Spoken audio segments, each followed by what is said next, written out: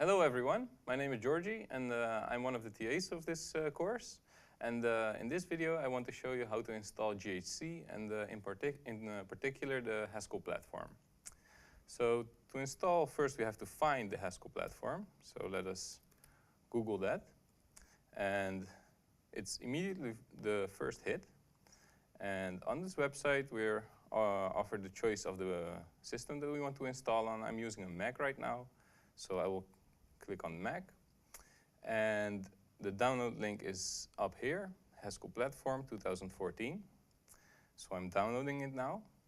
In fact, I have actually already downloaded this file. So let's just go ahead and click on it. The download starts by double-clicking on it.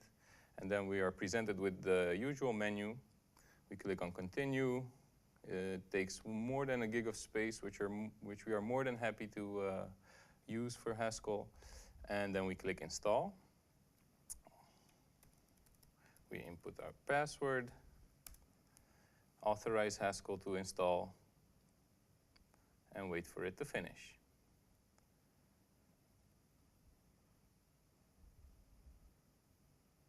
And there it is. It also redirects us to the documentation page for the Haskel platform, where you can read up on all the ins and outs and the things you can do with it. So let's start with some simple examples. I have two prompts open here. On one, I will open up my editor, which is of course VI. I have a file called test.hs. Recall that HS is the extension for Haskel files. And in this file, I have defined two functions, as mentioned in the lectures, double and quadruple. So now I would like to see them in action. So I type ghci test.hs.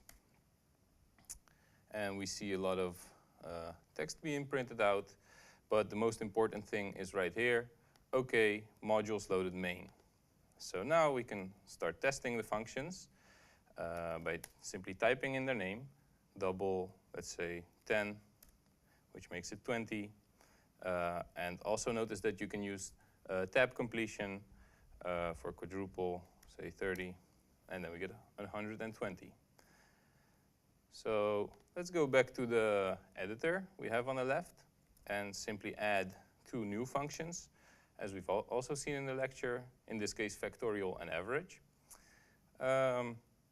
GHCI is still running in our case, and all we need to do to load the new functions is type :reload, and GHCI tells us that everything went OK. So now we can go ahead and test these functions. Let's say factorial of 10. Factorial. Oh, something's not going right. Oh, my bad. I haven't saved the file yet, so I do need to save it before it can be reloaded. I reload once again. Module is loaded. Now I try factorial of 10, and I get the right answer. I try average of a list of 1, 2, 3, 4, and 5, and I get the number 3. So this is a very simple introduction as to how to install the Haskel platform, how to use it, how to load files in, and how to start editing. Thank you.